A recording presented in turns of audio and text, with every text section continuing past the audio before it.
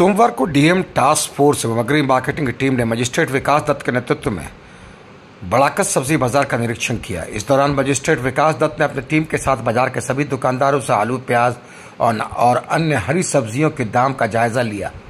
Magistrate विकास दत्त ने कहा कि हम सब जिला शासक के निर्देश पर एनफोर्समेंट एवं एग्री मार्केटिंग के सदस्यों को लेकर सब्जी मार्केटिंग का विजिट किया है, ताकि आलू, प्याज एवं सब्जी के मूल्यों में कोई वृद्धि न कर सके और ग्राहक सही दर पर सब्जियों की खरीदारी कर सके।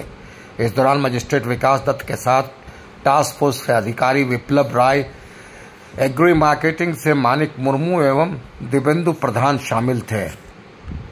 আমরা জেলা শাসক এবং মহকুমা শাসকের নির্দেশ মেনে এনফোর্সমেন্টের লোকেরা, এগ্রি মার্কেটিংয়ের লোকেরা এবং সাধারণ প্রশাসনের লোকেরা মিলে আমরা মার্কেট ভিজিট করলাম। কীরকম দাম আছে, বেশি নিচ্ছে না কম নিচ্ছে, এর একটা আমরা স্যার আপনার পরিচয়? আমার নাম হচ্ছে Bikash Kumar Dutta, deputy magistrate, deputy collector. ধন্যবাদ।